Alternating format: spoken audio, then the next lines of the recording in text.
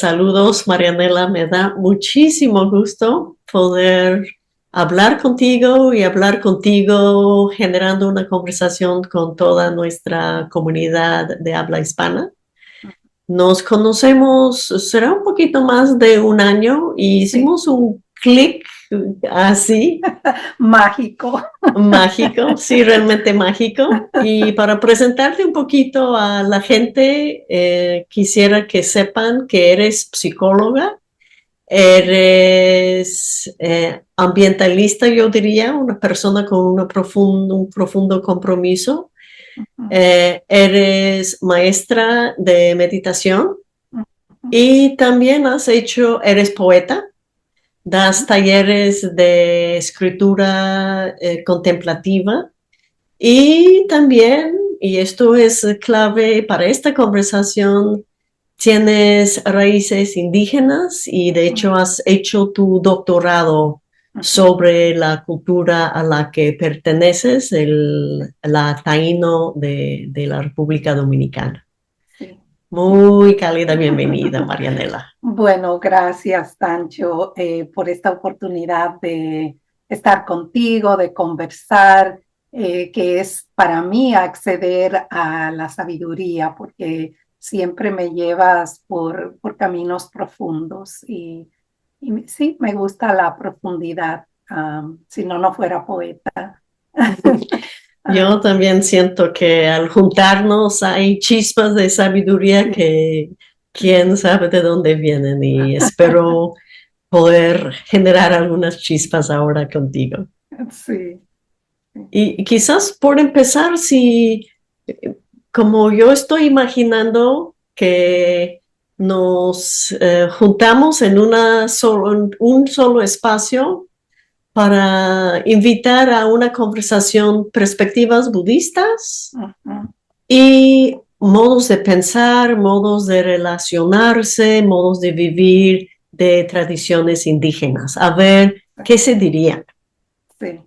Sí, para mí hay mucha afinidad entre ambos y a veces me pregunto si no es todo lo mismo, ¿no? Entonces, como decías, al estudiar la filosofía de los pueblos originarios, no solamente de los taínos y los yorubas, que son las dos culturas que me conforman, ¿no? Aparte de la colonia, ¿no? De la colonización. Eh, hay mucha similitud, hay muchos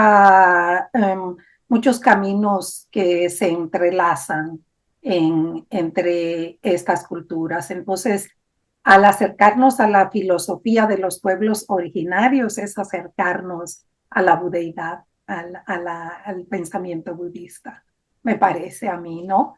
Y quizás para quienes no están muy familiarizadas con el pensamiento y cultura yoruba de Uh-huh, África y Taino, uh-huh. quizás nos des una pequeña orientación en ambas. Sí, bueno, la que me he dedicado y como dijiste al principio, ¿no? Que mi disertación para el doctorado en psicología fue acerca de la cosmogonía taína. Eh, y una de las cosas, bueno, te cuento así una anécdota, ¿no? Cuando yo llegué aquí a los Estados Unidos, me encontraba un poco afligida, vamos a decir, porque la migración es desestabilizante. Y como siempre busco refugio en los libros, me fui a la biblioteca pública de New Haven y le pedí a la bibliotecaria que me diera algo para leer, como para el alma, ¿no? Y me dio un libro de budismo zen. Y cuando comencé a leerlo, me encontré como, oh, pero esto es volver a casa, ¿no? Eso primero. Que se asemeja mucho a la filosofía taína. Primero, volviendo otra vez a la semejanza, ¿no? Taíno quiere decir buena gente. Entonces, si pensamos, si llevamos esto a la budeidad, a idea de que somos esencialmente buenos, que somos íntegramente buenos. Para mí esa resonancia, o sea, yo salí de esa biblioteca reafirmada en ambos mundos, ¿no?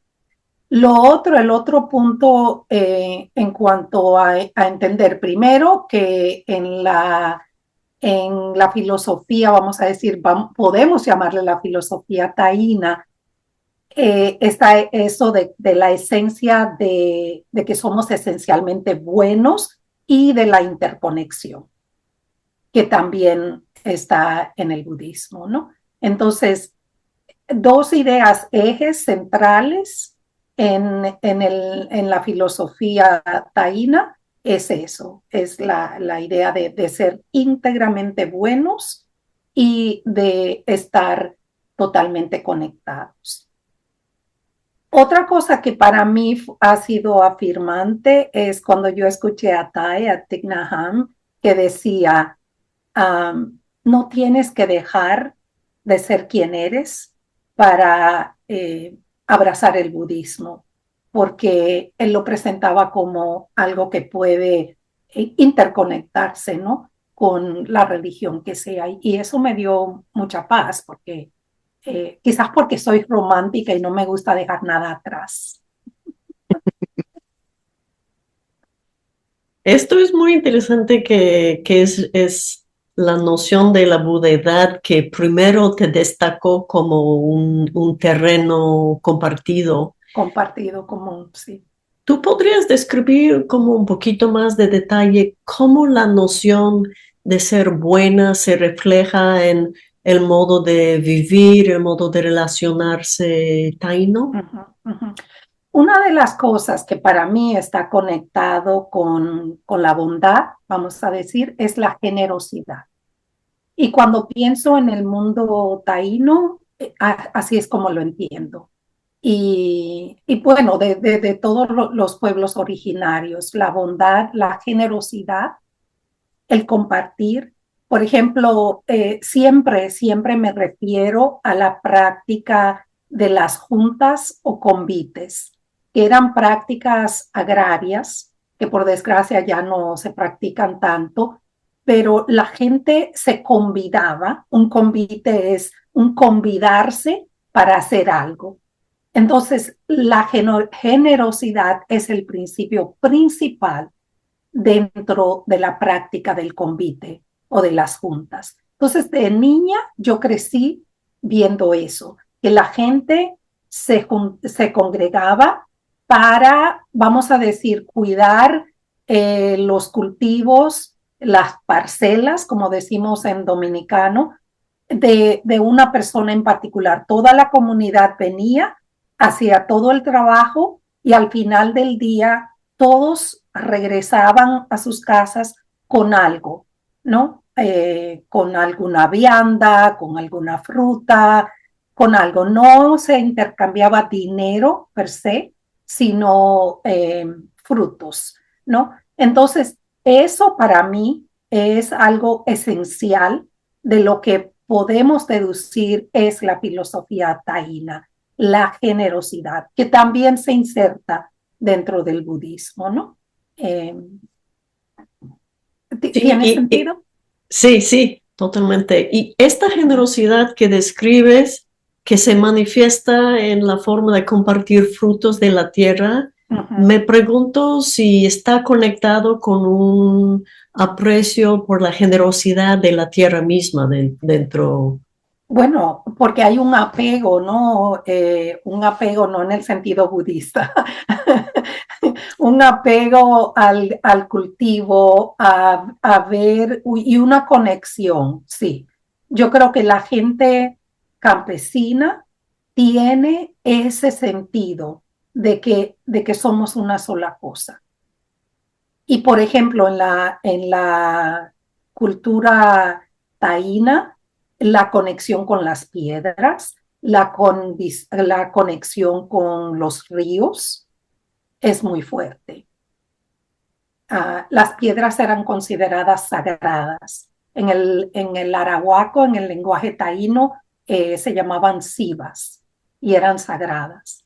Entonces, la gente que vive cerca a la tierra tiene ese sentido de que la tierra somos nosotros, ¿no? De que la naturaleza somos nosotros. Y de ahí se me hace muy fácil ver como un camino para, si la tierra es sagrada, las piedras están sagradas y nosotros, nosotras y la tierra somos uno, entonces también Ahí somos está, seres sí, sagrados. exacto. Y ahí está eso de que somos esencialmente buenos. Porque si y sobre todo, si nos amparamos en la tierra, ¿no? En la naturaleza, vamos a ver que aunque, por ejemplo, otra cosa que conecto entre los dos mundos, la idea de la destrucción, que es el principio de la creación, ¿verdad? Entonces, en el mundo taíno, yo estudié 5 diosas. Una de las 5 diosas es la diosa Guavansex. Y la diosa Guavansex era la diosa de la destrucción de los huracanes, de los ríos, de las fuerzas naturales. Entonces, ahí hay bondad, que es a donde voy. Ahí hay bondad. En la destrucción hay bondad. Hay esencia de lo bueno, porque cuando destruimos algo, somos forzados a crear algo. Y esto, la creación es inmanente o ya presente en el momento de destrucción desde este pensamiento. Pues creo que sí, porque la invitación está de que si algo se destruye, hay un llamado a crear algo que llene ese espacio, ¿no? No lo había Lo, pensado, pero ahora creo que sí. Lo pregunto porque trabajando con la idea budista de la Sí, impermanencia, de la impermanencia. ahí la idea no es que las cosas cambian, aunque sí, las cosas cambian, sino que la impermanencia permea la vida y la realidad a tal grado que en ningún momento las cosas están permaneciendo. Exacto, Están continuamente, exacto. como el pasado muere y en el presente, en el momento presente hay nuevos inicios continuamente, ¿no? Y no Sí, sé qué sí. tanto lo que tú describes es una forma más como en letras más grandes de desdibujar la misma idea.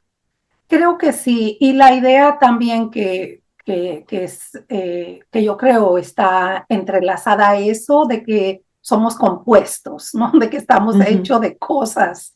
Entonces, como estamos compuestos, tenemos que descomponernos, ¿no? Lo compuesto se descompone. ujú. Entonces, ahí yo creo que en ambos, en el budismo y en la cultura, la filosofía o la cosmogonía taína, estaba eso muy engendrado, ¿no?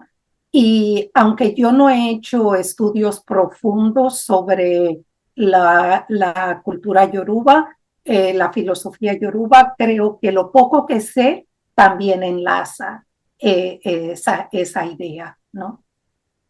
Yo quisiera aprovechar de tu Ujú, formación y experiencia como psicóloga ujú, para explorar cuáles son los efectos psicológicos o en cuanto a la construcción de una salud mental o falta de salud mental, el reconocernos buenos, el reconocernos parte de un mundo sagrado y ujú, de vivir así relacionado versus la ujú. forma de la cultura dominante en el mundo en este momento donde somos malos y Sí, vivimos desde la separación ujú, y una actitud de consumir o de extraer.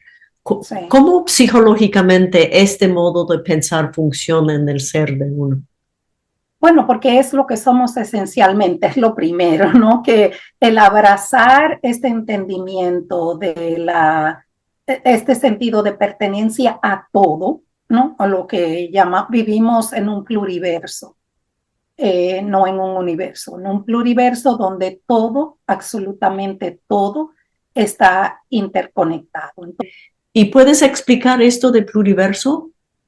sí, una cosa que me parece que puede ayudarnos es si nos afincamos quizás en la metáfora de la red de Indra, donde esos espejitos que están en las coyunturas de la red se reflejan el uno en el otro y todo absolutamente está interconectado. Entonces, el pluriverso quiere decir que hay múltiples realidades, que hay muchas líneas, que hay muchos estados de mentes, de emociones, estados naturales, que todo absolutamente es parte de un compuesto que que se toca, ¿no? De que todo, si pensamos en esta metáfora de la red, no hay nada, absolutamente nada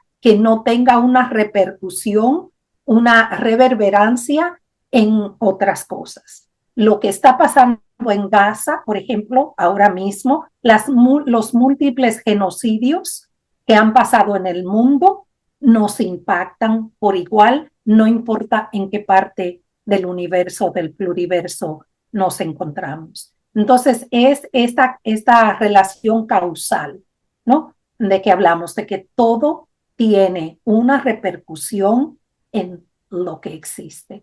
Entonces, el pluriverso es eso, son las líneas, las realidades, las percepciones, todo lo que conforma el todo del que todas somos responsables. Entonces, cuando llevamos esto a lo psicológico, es como un volver a casa, ¿no? Es como volver a la esencia que está hecha de todo. En el sentido de cómo trabajamos con esto, cuáles son los principios más importantes. La idea de la integración, porque yo podría decir, y no sé qué piensas tú de esto, que la bondad, lo bueno, esa esencia buena, no está hecha solamente de cosas buenas, valga la redundancia, sino que está hecha del todo, ¿no? Que lo que nos hace a nosotros seres holísticos es de que tenemos un poco de cada cosa. Entonces, el reconocer eso, el reconocer que estamos hechos de lo bueno, de lo malo y de lo que está en el medio, eso es lo holístico. Ese es el whole, para decirlo en inglés, ¿no? Eso es lo que nos hace wholesome. Entonces, primero eso, en el tipo de psicología que practico, es esa conversación de que no somos absolutamente buenos ni absolutamente malos. Primero, ese principio. Y lo otro, claro, yo enseño psicología budista a los psicoterapeutas que están interesados e interesadas en aprenderla, ¿no? No es algo que se impone, pero las cuatro verdades nobles, ¿verdad? Que nos recuerdan por qué estamos en este camino. Podríamos decir que somos bodhisattvas, si lo cogemos muy en serio, ¿no? Estamos en el camino para eliminar el sufrimiento innecesario. Es Entonces, solo para quienes no están familiarizadas con las cuatro verdades, quizás sí, las pues esta idea de que hay sufrimiento en la vida, no que la vida es sufrimiento, sino de que existe un sufrimiento y que existe un sufrimiento que no podemos cambiar y un sufrimiento innecesario. Que el sufrimiento viene del apego, de nuestra tendencia a querer que las cosas sean como nosotros queremos que sean, no como son en realidad. Y que existe un final, ¿no? Que existe una manera de aliviar eso Y ahí es donde entran los bodhisattvas, ¿no? Que se lanzan a la vida a eliminar el sufrimiento, que hacen el trabajo en ellos o en ellas para luego entonces dar eso al mundo. Y que entonces existe un camino, ¿no? Y ese camino es el camino octuple. Entonces yo les digo a los que vienen a estos entrenamientos que es como, es un buen camino, es un marco referencial que otra vez no tenemos que abandonar nuestra creencia inicial o la religión que una persona pueda tener para embarcar esto, sino que son marcas en el territorio, ¿no? Lámparas, podemos decir, que dan luz a eso.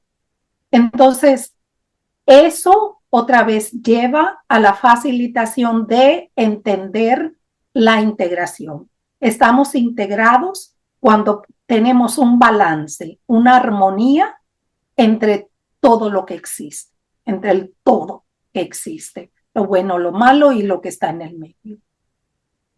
Entonces hay un fuerte elemento de autoaceptación que está propiciado por esta perspectiva que presentas. Que es entonces avalada en la idea del no apego, porque verdad, la liberación total, la liberación real es la que alcanzamos cuando nos damos cuenta que nada es nada y que todo es todo. Y eso es liberador, ¿no? Cuando pensamos, por ejemplo, las tres verdades, que hay enfermedad, que hay envejecimiento y que hay muerte. Entonces no hay que apegarse. Entonces, eso que nos asusta en mi práctica, ¿no? Lo que veo, lo que más le asusta a la gente, lo que está al fondo de todas las preocupaciones, de todas las ansiedades, de todas las depresiones, es el miedo a la muerte, es el miedo al cesar de existir. Pero cuando entendemos que es lo más natural y que no es una catástrofe, entonces viene el alivio. ¿No? Cuando no hay apego, hay libertad, hay alivio. Y una de las maneras de llevar la gente a este reconocimiento, que es un proceso natural, en un contexto budista, entramos en la percepción o la creencia que hay algo de nuestra conciencia que continúa, que no hay una cesación completa, sino todo está reciclándose, el cuerpo se recicla en la muerte, pero la conciencia de cierta forma también, ¿no? También, sí. Y hay en el pensamiento taíno también hay futuras vidas, o la vida de una persona se concluye con su muerte. No, creo que existe la idea de la continuación. Y lo digo porque, bueno, acuérdate primero que el mundo taíno, la cosmogonía taína, se transmitió como el budismo, otro punto en común, se transmitió verbalmente, porque no teníamos una escritura per se. Entonces se compartió verbalmente.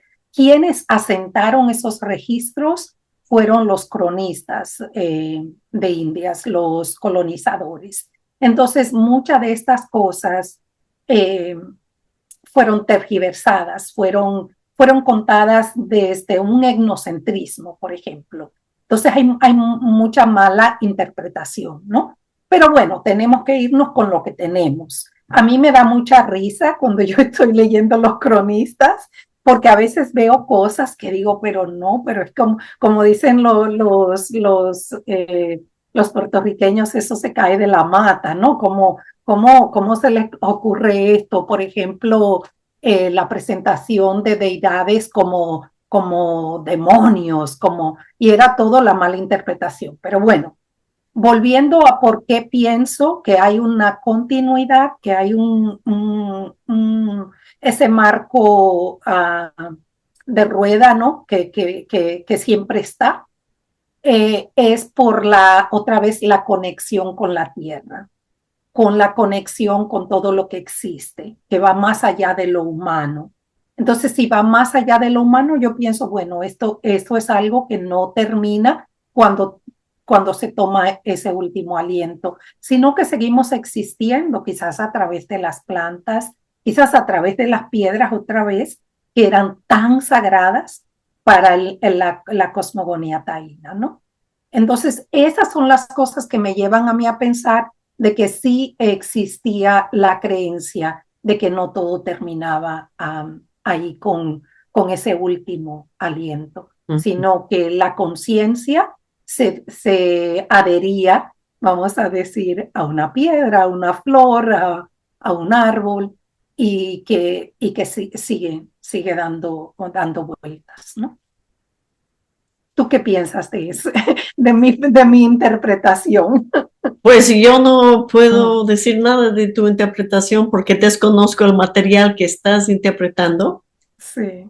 pero me hace reflexionar, estás mencionando una idea que no se encuentra tan fácilmente en el budismo, que es que la conciencia o el espíritu está depositado o mora o reside incluso en piedras, en árboles, en el pasto, en el agua.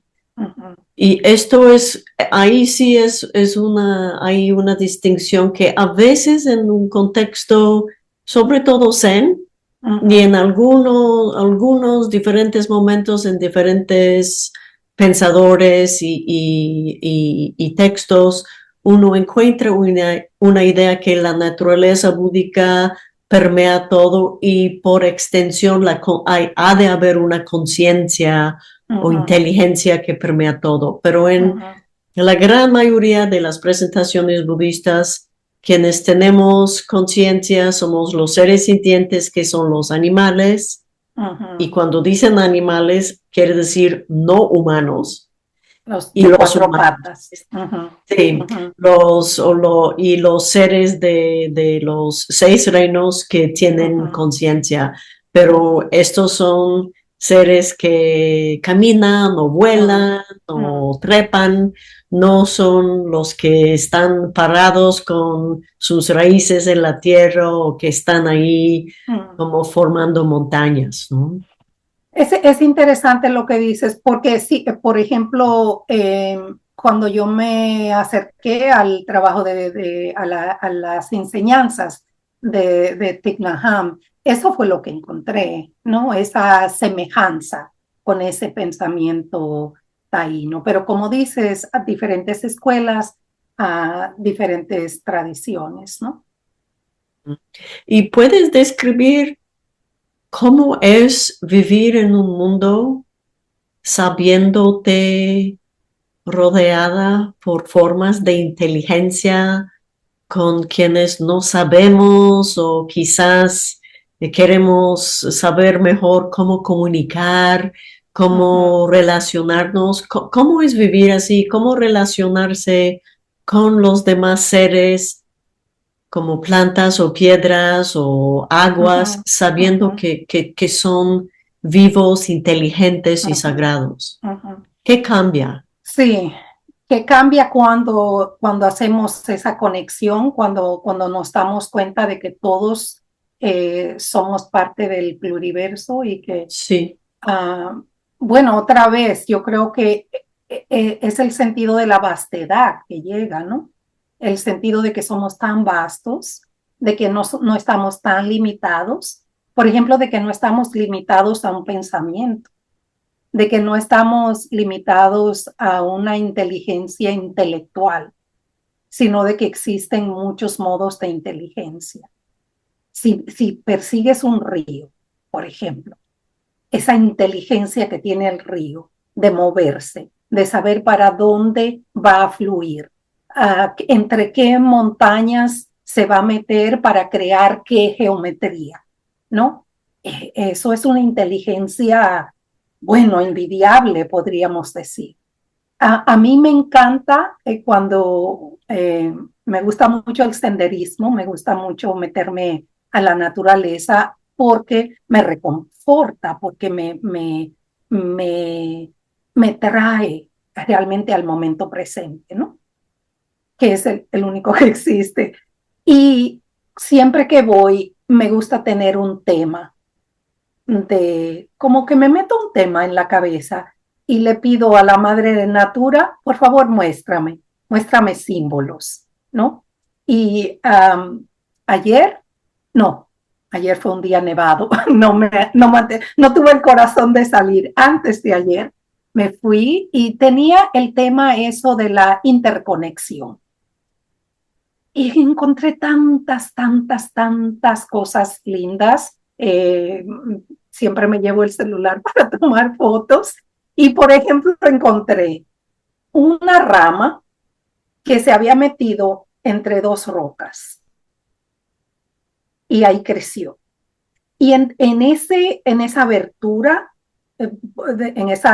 por donde sale, había como esta geometría perfecta, hermosa, que estaba entonces revestida de un musgo verde.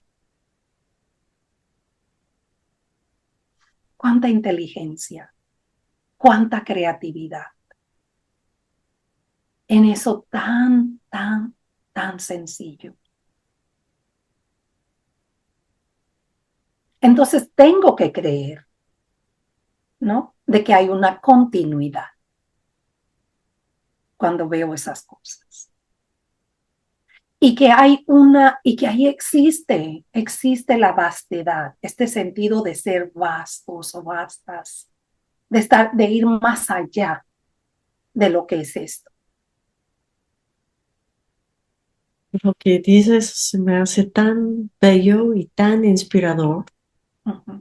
Y al mismo tiempo se me viene a la mente muchos momentos en el transcurso de mi vida espiritual y de compartir el Dharma, donde se nota que si bien quizás hay algo muy al fondo en nuestro ser que reconoce que no estamos los humanos solos con inteligencia, que hay esta conexión profunda, que hay algo sagrado que permea todo.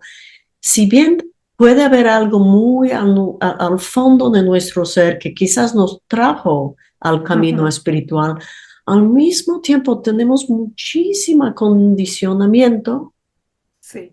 que nos dice somos malos, somos pecadores, que hace que creérnoslo y realmente apreciar la totalidad de lo que somos y por lo tanto la totalidad de lo que es se nos dificulta mucho.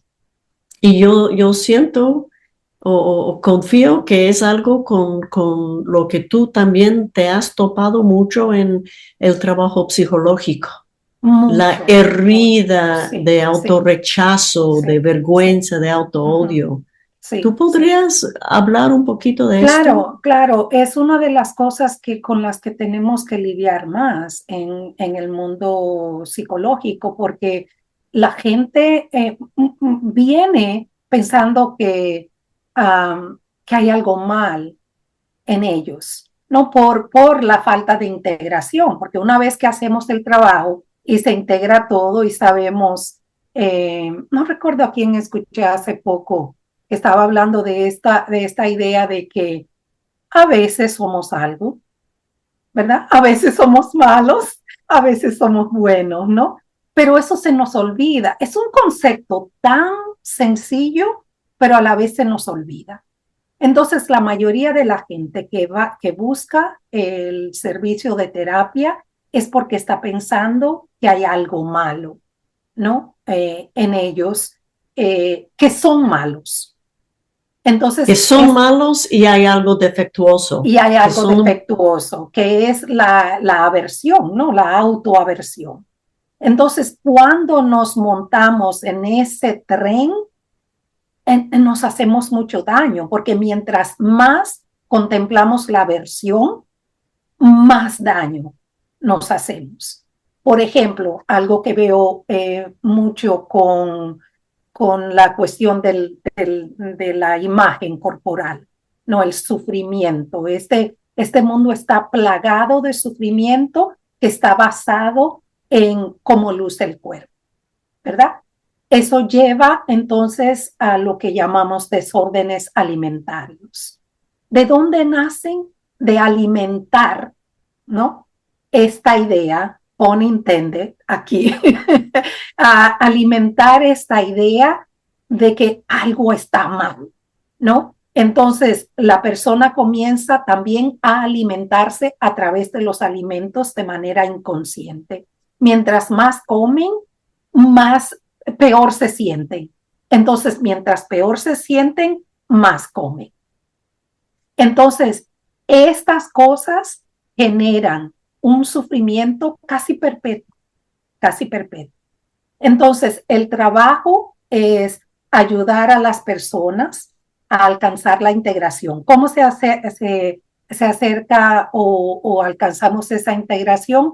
A través de, por ejemplo, la psicología de las partes, no de que estamos hechos de partes, que es algo muy, también muy del mundo del pensamiento de las primeras naciones, ¿no? El chamanismo, por ejemplo, de pensar de que, bueno, tenemos muchas partes que conforman el ser.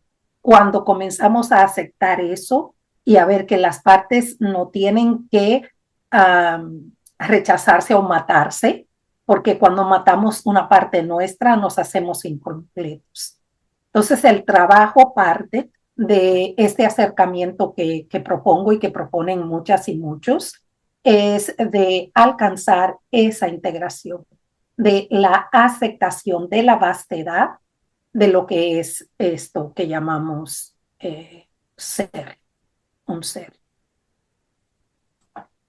Y esta herida que, Uh-huh. no, que nos ha dejado de rechazarnos, Uh-huh. de pasar una identidad, nuestra identidad en un cuerpo que estamos mirando desde las ópticas de las normas de la Uh-huh. belleza con las que Uh-huh. nadie conforma Uh-huh. realmente.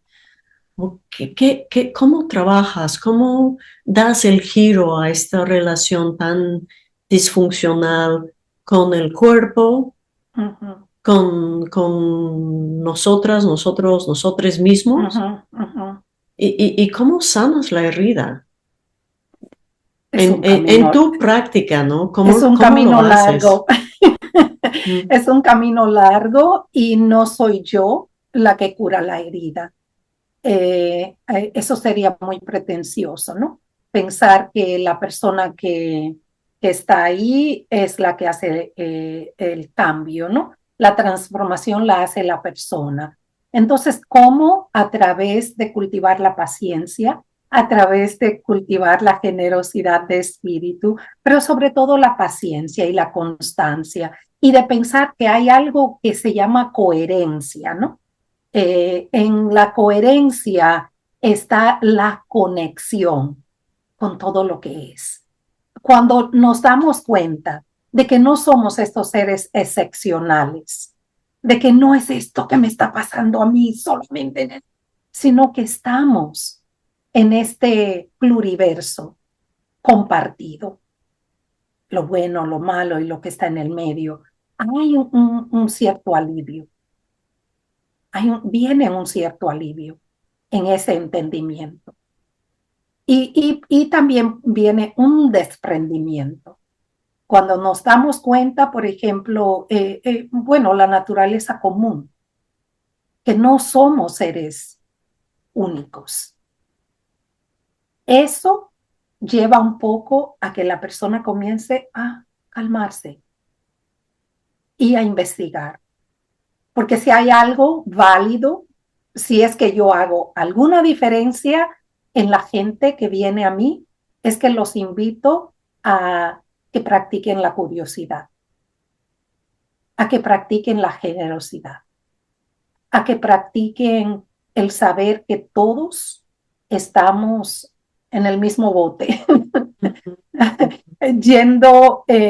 Estamos hechos, no, en psicología transpersonal nos enseñan, bueno, hay que saber lo que es el yo primero. Si tú quieres ir más allá del yo, si quieres destruir el yo, tienes que saber lo que es el yo. Y el yo está hecho de todas estas partes. Entonces, para desmontar eso, tenemos que pasar mucho tiempo entendiendo la composición de ese yo. Entonces, con paciencia, con generosidad, yo me afinco mucho en los cuatro inconmensurables, ¿no? El amor universal, que es el amor que nos conecta con todo, la compasión, ese gozo por lo que le pasa a los demás, ¿no? Ese vernos en lo que le pasa a los demás y la ecuanimidad o el balance, ¿no? Entonces, cuando nos apoyamos en esas cosas, si lo hacemos con paciencia, si no estamos, bueno, tengo que producir, porque ahí es donde nos metemos en problemas, ¿no? Cuando entonces ya ahí está el apego y la aversión. O sea, la autoaversión se fundamenta en eso, en el querer ser algo diferente, en el querer convertirnos en algo diferente. Y podría parecer contradictorio, ¿no? Podría parecer contradictorio, pero no es. De que para dejar de ser, tenemos que estar completamente en contacto con lo que es ser. ujú. ¿Te estoy volviendo loca o no?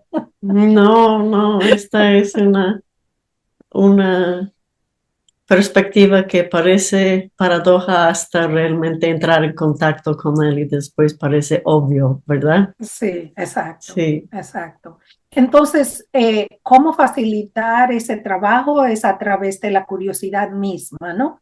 Y de el respeto profundo hacia la persona que está enfrente. De que, ay, en serio, si nos vamos a la budeidad, a esta idea de que, a el pensamiento, ¿no? De que somos esencialmente buenos, entonces tenemos que confiar que no tenemos que preocuparnos tanto por hacer por la otra persona, sino tal vez por preguntar, por despertar la curiosidad. Hay una práctica que creó Michelle McDonald la, de la, del Insight Meditation. Ella estuvo ahí una maestra por mucho tiempo y creó algo que ella le llama RAIN, la práctica del RAIN, que ha sido muy popularizado mucho por Tara Brach, que es una de mis maestras. Y lo uso mucho, ¿no? Porque el RAIN es reconocer, ¿no? Lo que está pasando en el momento eh, sin juzgar, pero primero reconocer. Cuando estamos ante una situación difícil, y todas las personas vienen a terapia porque tienen una situación difícil, reconocer lo que es, ¿no? Los componentes, otra vez. Para poder desmontarlos, para poder descomponerlos, tenemos que entender cuáles son los componentes. Y luego aceptar. La A en RAIN es aceptar lo que es genuinamente por lo que es. La I en RAIN es la investigación, que es la curiosidad. ¿Cuáles son las creencias? ¿Cuáles son los pensamientos? ¿Cuáles son los condicionamientos que me están llevando a sufrir tanto por esto? Y luego el último, la N, puede ser de non-attachment en inglés o nurturing. O sea, cómo nos nutrimos de esta investigación que hemos hecho y cómo podemos entonces adquirir ahí el conocimiento, la sapiencia necesaria para saber cómo nos vamos a cuidar, básicamente, ¿no? Entonces, el trabajo desde esta perspectiva psicológica informada por el budismo viene en ese sentido de ofrecer preguntas para que entonces la persona use ese poder innato, esa sabiduría innata que está basada básicamente en la bondad. Y la gente entonces se va, ¿no? Llega a la vastedad, pero toma tiempo, ¿no? Toma tiempo. No se hace de la noche a la mañana. Todo. Esto es clave en cualquier camino espiritual y cualquier proceso psicológico, ¿verdad? Toma tiempo. Sí, sí, toma tiempo y práctica. Por eso yo siempre digo, ¿no? Hablamos de que tenemos una práctica psicológica. Y de la manera que yo entiendo eso es de que es una práctica espiritual, de que tenemos que tener, por ejemplo, prácticas diarias que nos lleven a la introspección. Y antes de concluir, quisiera como una última pregunta. Hemos estado hablando del tiempo y que cosas toman mucho tiempo. Y al mismo tiempo estamos viviendo este momento histórico de crisis ecológica, política, social, climática, donde las condiciones que habíamos establecido a través de esta conciencia separatista y extractivista e individualista, ahora está generando cambios tan rápidos, tan radicales, que no parecemos tener tanto tiempo para afrontar colectivamente todo lo que la Tierra necesita en este momento de nosotros, nosotras y nosotres. ¿Qué de la sabiduría taína, de tu sabiduría de la vida y de tu formación budista crees que puede aportar a poder hacernos presentes y contribuir algo positivo a estos cambios en este momento? Sí, yo he estado pensando mucho en esto, en lo que significan, ¿no? Las múltiples crisis que estamos viviendo, el descalabro, vamos a decir, que se está verificando. Y otra vez, ahí es donde se afianza esta necesidad de mirar hacia atrás, de mirar a ese pensamiento colectivo que reconoció que solamente podemos sostener el pluriverso si nos damos cuenta de que tenemos una patita, un dedito, una manita en todo lo que existe.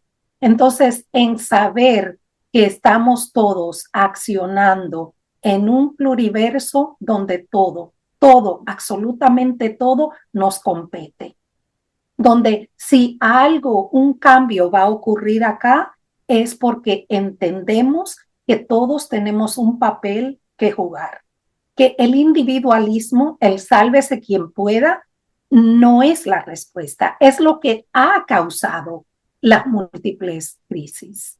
Es el individualismo, es el creer que si yo tiro para donde mí, me voy a salvar. Pero cuando hacemos eso, lo que hacemos es maltratar. ¿Por qué existen, por ejemplo, estas terribles crisis en la naturaleza? Porque se nos ocurrió que podemos cortar los árboles porque queremos hacer muebles, porque queremos hacer casas, ¿verdad?